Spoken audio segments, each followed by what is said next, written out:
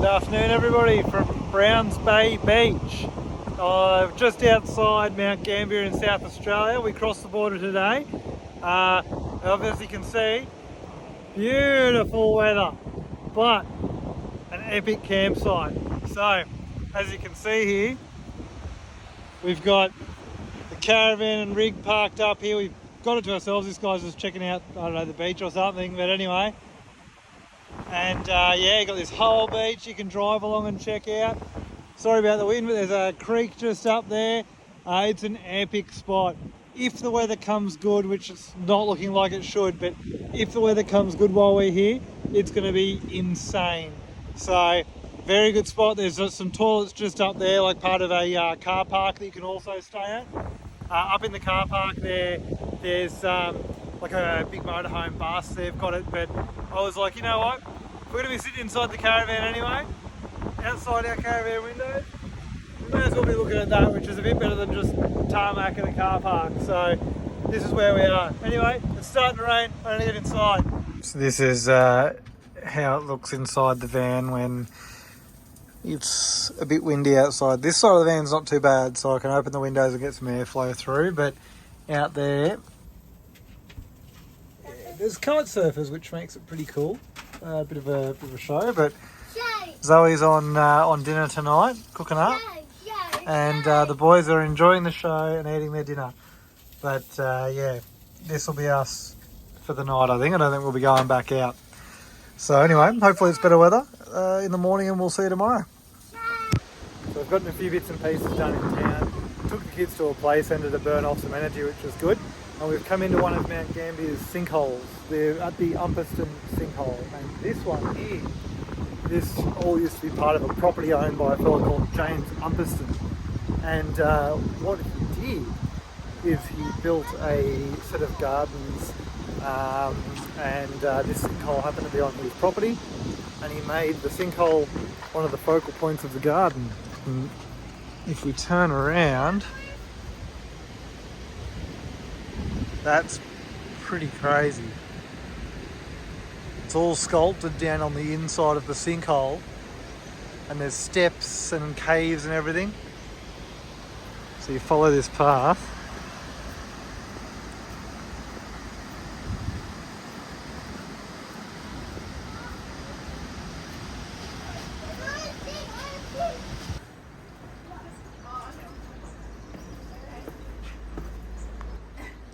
So, back in the 1880s when this was made,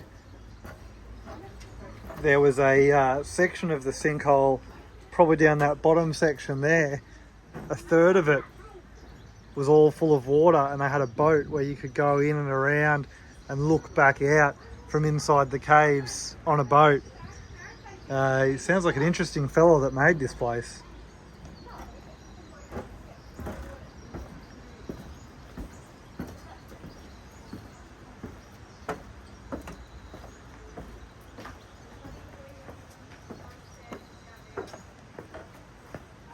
Oh.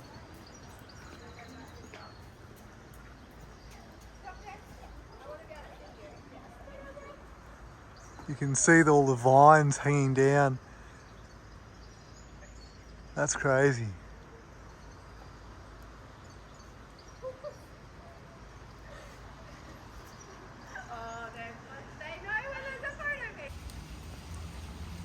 I'm over the other side of the sinkhole now. There's obviously a spring that comes up here, and they've tapped it. All hand cut seats. Sit down here. Oh, that is pretty cool. All I need, I reckon, is a JD and Coke. This would be a pretty cool spot. Pretty cool spot to hang out. Awesome. Can you imagine owning something like this? Like having a property and having something like this on it to just turn into your own little private oasis. So I was reading a bit more. Apparently sort of built this to be a like a little bit of an oasis, an escape from the heat, because it's down lower and shaded and everything in the heat of summer. Yeah, it's just a nice place to escape the heat and hang out. And He pretty much nailed it, I reckon. And so the entry is up there, steps come down. There is a walk, but it's closed off, that comes in, and it looks like it goes in behind all of these sheeting vines. But yeah, that's been closed off for whatever reason. But we've come down and parked down here at Valley Lake, which is the lake on the other side of Blue Lake. There's a park back that way, good easy parking along here. Good spot for me to sit in the caravan, do a little bit of work, and not a bad view out there. Zoe and the boys and the dog are just coming back at the moment from the playground and park. But yeah, it's actually quite a nice area down here. It's a shame it's not sunnier, but anyway, it is what it is. So yeah, this is sort of what we've been doing. We've just been swapping, once a day, once every couple of days. We'll spend, I'll take the boys out, or Zoe will take the boys out, or we'll do whatever. And we'll just keep on top of things, keep work and everything ticking on, so that we can keep putting diesel in the tank, because that's pretty expensive at the moment. All the love locks. But according to this, about every 10 years the water is like all cycled in and out and replaced by the aquifers. So every 10 years they've pumped about a lake's worth out, and it's all gone back in. So you can see the water table is where the water is down there is a representation of it is where the water table is, and it's all replaced by the aquifers flowing into it. So this is all limestone down the sides, and it's basically the mouth of an old volcano, which is pretty interesting stuff, and just how it ended up being perfect for the town's water supply. Who'd have thought? Hey guys, so the decision to leave Mount Gambier a day early has paid off. It's still a little breezy, you can probably hear, but just behind us, this is the campground for Kingston SE. So it's like an RV friendly town, $15 for 3 nights, and it is a hidden gem. Really good open grassy camping spots, and right there directly over is the wharf and the beach, and that wind is getting lower and lower and lower over the next few days. It's supposed to turn into some really nice weather, and we're going to check out the town. First port, I think we're going to check the beach out. It is like a highway. Beautiful. I haven't had to air down or anything. It's just bloody ripper. How good is it that South Australia and some other states let you just rip out on these beaches? You respect it. I haven't seen one piece of junk.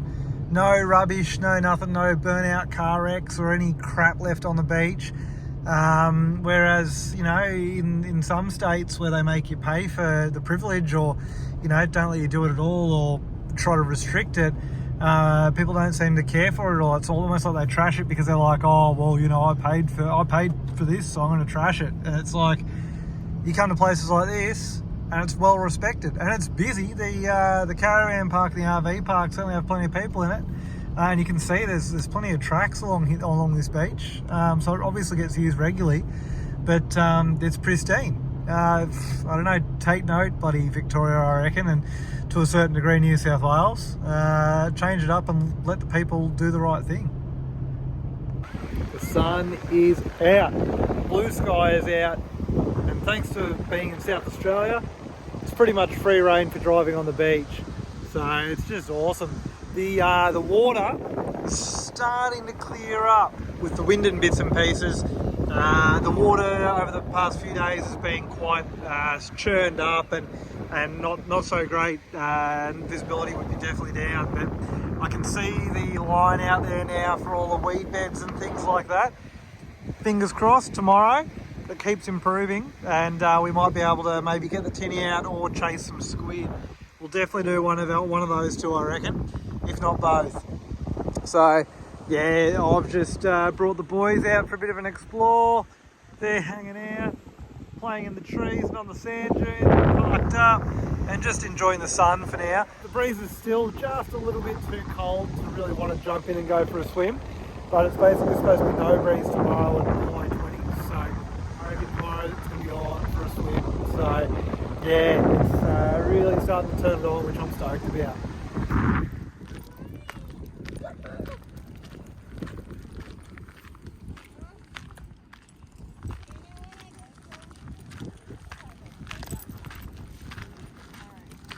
Probably needs charge, dude.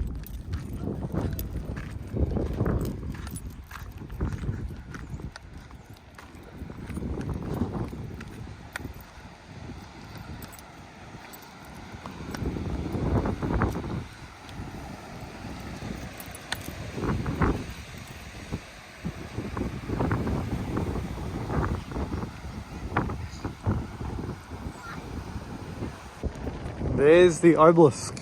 Unfortunately, it doesn't give much information about it, so what I might do is I'll have to look it up and drop it in, let's say, here.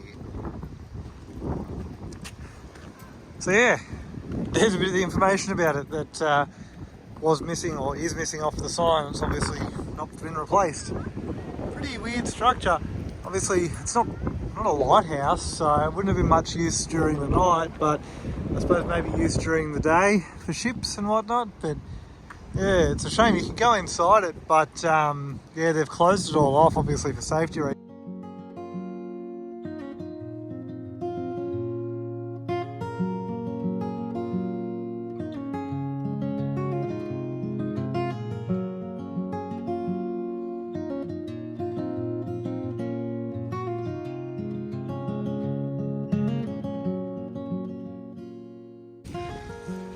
Come down here to Glass Beach, and in some of the photos and everything I expected it to be a little bit more impressive than it is. It's mostly sand, but apparently back in the day at this beach they just used to throw, this is where they dumped all the bottles and bits and pieces, and there's lots and lots of little like soft edged worn pieces of glass through the sand. Some of the photos made it look like it was just all glass instead of sand, but yeah, it's not quite that. There you are, you can see there's plenty up here. Not so many down in the actual beach, but I suppose it gets washed away, mixed in with the sand, and people take it. So we've come back down the beach that I came down yesterday with the boys, and it's steak sambos again today out the back of the car. So I'm getting those sorted, the boys are over playing, the sun's out and it's beautiful. The breeze is still a little bit cool, so Zoe's in a jumper and stuff like that, but there it is. The water's cleared up. I'll be jumping in for a swim, I don't care how cold it is. So I'm going to get this lunch sorted and we'll be done.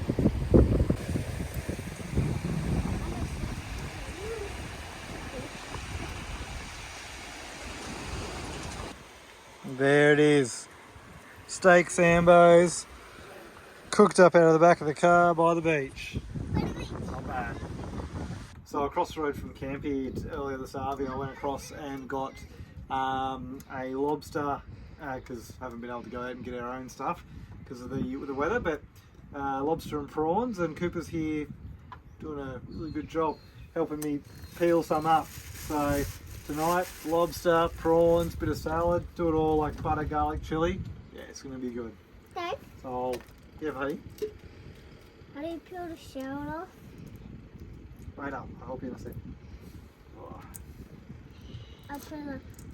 I'll just do, I'll get the You got to put the shell on the plate, Dylan, not in the bowl. Yeah, wrong spot, dude.